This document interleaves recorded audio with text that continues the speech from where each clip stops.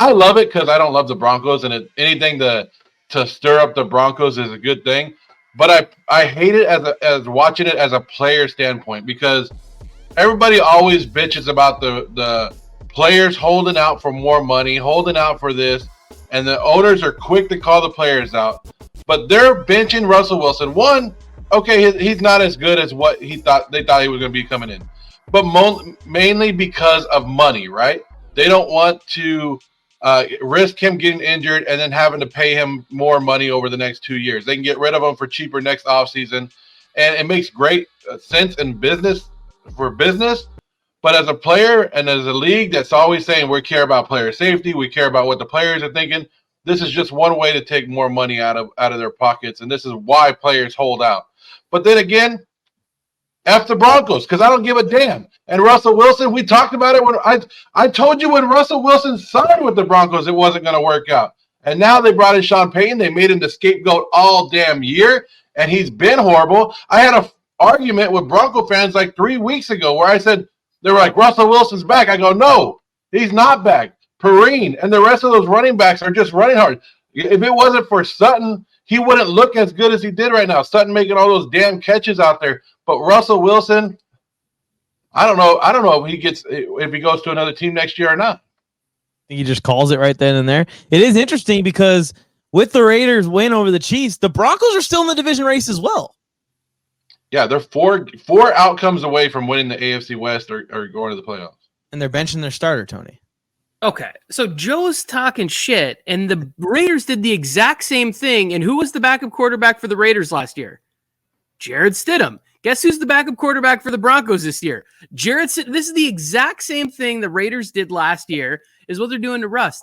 It is financially sound to do this. If you are moving on from a guy, why are you putting him out there where you're going to have to guarantee him another $38 million?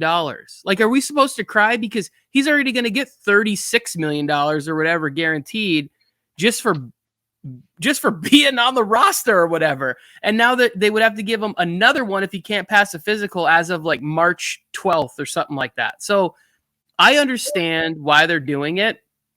Also, like, this was never, all of us have said this, like, this was never going to be a long relationship between Sean Payton and Russell Wilson. Like, it just, from the moment he got there, he was making it seem like Russell Wilson was auditioning everything he did. We got to, be less mayoral where we're kissing babies and doing all this stuff and making him wear wristbands and taking away his office. Like, he is trying to get it back to what he had when he was with the Saints. And it's all about football. And Russ is about his brand and football. And that's not what he wants. Like, Drew Brees was a great quarterback forever. And then it wasn't until year 20 where he started doing Untuck It commercials. Like, it wasn't like, but Russ, that's not Russ. Russ is doing all sorts. And in some people's opinion, too much. So, like, Russell Wilson will be fine. I made a list. We'll take time later if you guys are interested, of all the teams that might be in the quarterback market. And then the fact that there's only like 5 NFL starting quarterbacks that may be available for trade or on the free agent market. Like, Russell Wilson will have a job somewhere next year. So there's a market for Mr. Unlimited. There has to be. Look around. Like, he's not super unlikable. Like, for whatever reason, Carson Wentz was just out of football this year. And the only thing I can chalk that up to is that he just wasn't, like, well liked. He should have been on a team this year. Like, Carson Wentz for the Jets would have been way better off this year with Carson Wentz than they were with what they had. Oh, I think definitely. Yeah. I was about to say, I think definitely. And I'll let you go first, Joe, because I was going to transition us here. Well, I was just going to say, I know, Tony, I know that I made a video about this. It's exactly the same thing the Raiders did last year to Derek Carr. And I made the video. I said, if Jarrett Stidham's on your team and you're a starting quarterback, you ain't going to be there for much longer. Just remember that. So if your team brings in Jarrett Stidham, like if the Chargers bring in Jarrett Stidham, in an offseason or two from now, just know that Justin Herbert's on his way out. But I called the Raiders out on this last year, Tony. It's not like I'm sitting here going, no, I thought the Raiders did this. was dirty when they did it to Derek Carr. Even if you want to move on from the player, I believe it's a dirty tactic and a dirty trick in the contract, and it's just the way it is in the NFL. It's just a business thing. But I'm not sitting here just calling the Broncos out. I called the Raiders out for it too last year. I just think it's crazy that you're a couple steps away from winning the division, and like the Chiefs, I think, are going to win one of their last 2 games. I think it's going to be against my team. But crazier things have happened in the NFL, and that's the crazy part to me. The Raiders last year were done. Like, it's over. Season's done. There's no chance. The Broncos are right there to where if they win 1 game and the Chiefs somehow lose this week, you're literally playing for the division the next week with Jarrett Stidham now instead of Russell Wilson.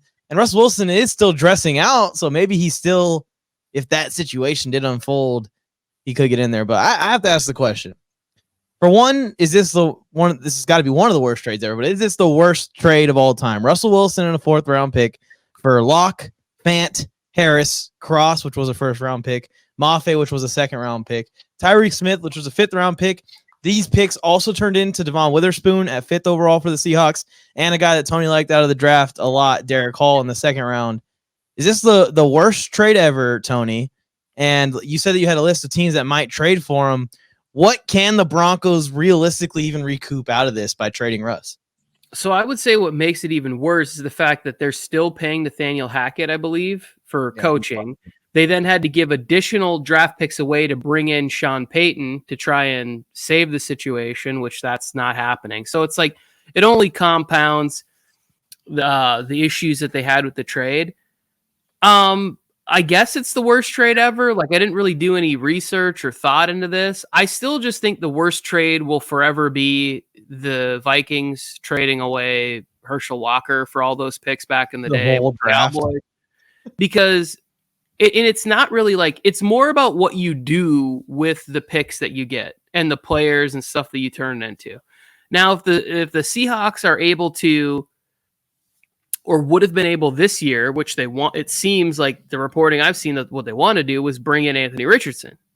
Then maybe Anthony Richardson up there has sort of the miracle run like Russell Wilson had early on, Legion to Boom. The defense is something. So I don't know if it's the worst trade ever, but it is definitely one that is like, I mean, Deshaun Watson, we're talking about the same time as like, these are 2 trades where you're seeing teams that are desperately trying to stay relevant and compete rather than doing it the old fashioned way where it's like, hey, we're just going to get in the draft.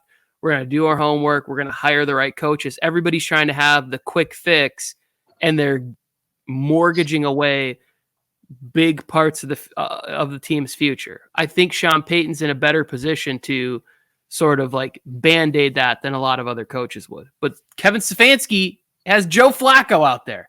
They're doing great too. And they're doing great. But remember when they made this trade, all the Broncos, nobody goes back and remembers it because the NFL media and everybody they won't admit it now, and after a couple of years they won't admit it. But everybody said the Broncos are a quarterback away, and they need to bring a Super Bowl caliber quarterback in. So I don't blame the Broncos for making the trade. And then they had new ownership at the time, and they gave them the brand new deal. What a great job by Russell Wilson's agent at that time before he even got there to sign the new deal, right? And then you look at what the Seahawks got out of it. And I'm with Tony. If the Seahawks would have won something or went to the Super Bowl or something in the first 2 years, then maybe we could be like, okay, they won the deal. But, I mean, really, I think it's just evened out, and we got to see how the other 2 draft picks from last year become. But as worst trade in the NFL history, Tony hit it. You got the Herschel Walker one. You got the Ricky Williams one. But you got to remember – the 49ers helped you bail out any other bad trade out there with Trey Lance and what all those draft picks turned into. So, but that's my thing. But the Broncos are owned by the guy who owns Walmart, right?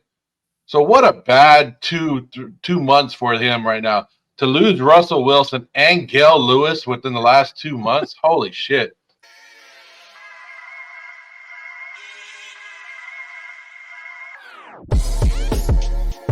Raiders.